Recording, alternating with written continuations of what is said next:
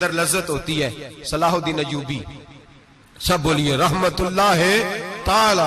हजरत Salahuddin Ayyubi बहुत बड़ा सूफी, बहुत बड़ा मुजाहिद, बहुत बड़ा दलेर, लेकिन कमाल यह था कि मेरे गौसे आजम के मदरसे से तालीम पाई थी। इल्म, रूहानियत, तकवा, परहेजगारी शेख अब्दुल कादिर जिलानी के इदारे से सीखा था। सलेबी जंगें हो रही थी, ईसाइयों के साथ लड़ाई हो रही थी। सलाहुद्दीन अय्यूबी बड़े परेशान थे, बड़ी अजियत में थे, बड़ी तकलीफ में थे। ऐ अल्लाह क्या बने। अचानक पता चला कि एक बहरी बेड़ा आ रहा है ईसाइयों का, और उसके अंदर तलवारें हैं, नेज़े हैं, बड़ा कुछ है। सलाहुद्दीन अय्यूबी परेशान हो गए, कहने लगे पहले ही मुसलमानों के पास असला कम था, पहले ही परेशानी थी, अब और आ रहा है सामान, कैसे काम चले। परेशान हुए, मीटिंग नहीं बुलाई, काबीना का इजलास नहीं बुलाया, सियासी हिकमत अमली नहीं बदली, मस्जिद अक्सा में चले गए, सारी रात रो के गुजार दी। ऐ अल्लाह मैं अपने लिए नहीं आया, तेरे रसूल के दीन के लिए आया। ऐ अल्लाह मुझे अपनी कोई फिक्र नहीं, तेरे नबी के दीन के झंडे की फिक्र है। खुदावंदा, ऐ अल्लाह तू मेरे नियतें, मेरे इरादे जानता है, मेहरबानी फरमा, मुसलमानों को कुव्वत दे, कुफर के दिल में रोब डाल दे। सवेरे सलाहुद्दीन अय्यूबी उठे, मस्जिद से बाहर निकले, एक नेक पारसा सूफी बुजुर्ग से सामना हुआ। सलाहुद्दीन अय्यूबी कहने लगे हुजूर दुआ करना, दुश्मन का बहरी बेड़ा आ रहा असला लेके, मेहरबानी करो, दुआ करो, बहरी बेड़ा आ रहा है, मुसलमानों को अल्लाह कामयाबी दे दे। बाबा जी कहने लगे अल्लाहू अकबर, वो तो बेड़ा गर्क हो गया है, वो तो बेड़ा गर्क हो गया है, वो तो डूब गया है। अल्लाहू अकबर, वो तो डूब गया है। अल्लाहू अकबर, वो तो तबाह हो गया। अल्लाहू अकबर, वो तो नेस्तो नाबूद हो गया। अल्लाहू अकबर, वो तो खत्म हो गया। सलाहुद्दीन अय्यूबी कहने लगे बाबा कुछ मुझे भी बता दे, कहां डूब गया है, कहां गर्क हो गया है, कहां तबाह हो गया है।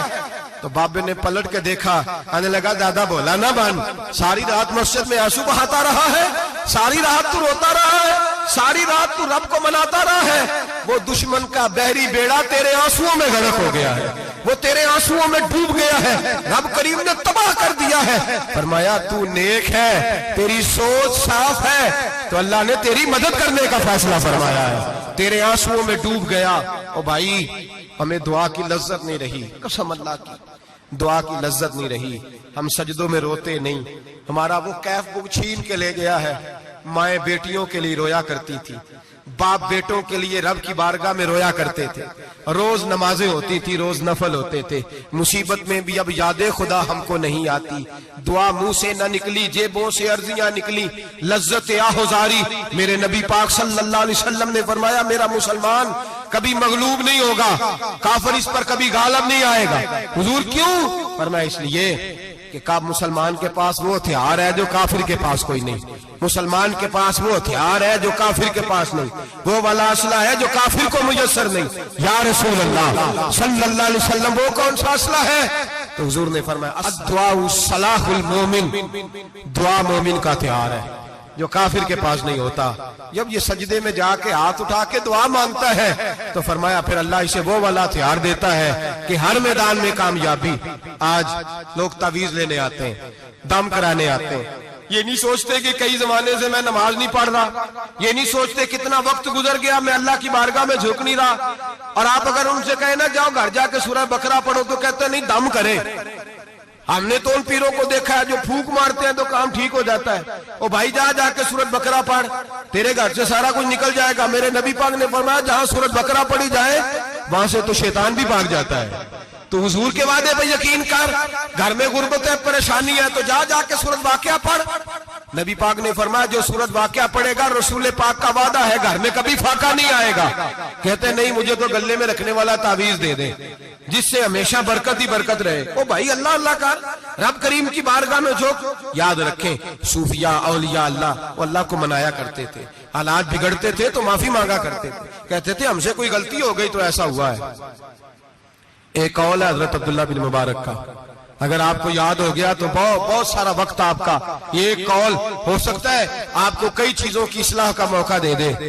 हजरत अब्दुल्ला बिन मुबारक फरमाते हैं मैं घोड़े पे बैठा हुआ था, मेरे घोड़े ने सरकशी की, मेरे घोड़े ने सरकशी की, वो थोड़ा सा टांगे उठाने लगा, थोड़ा सा इधर उधर होने लगा।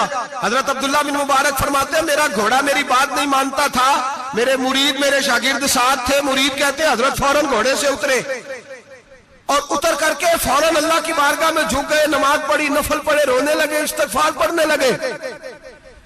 थोड़ी ही देर के बाद दोबारा घोड़े पे बैठ गए। वो घोड़ा बिल्कुल सही हो गया, ताबेदारी करने लगा, फर्मा बरदारी।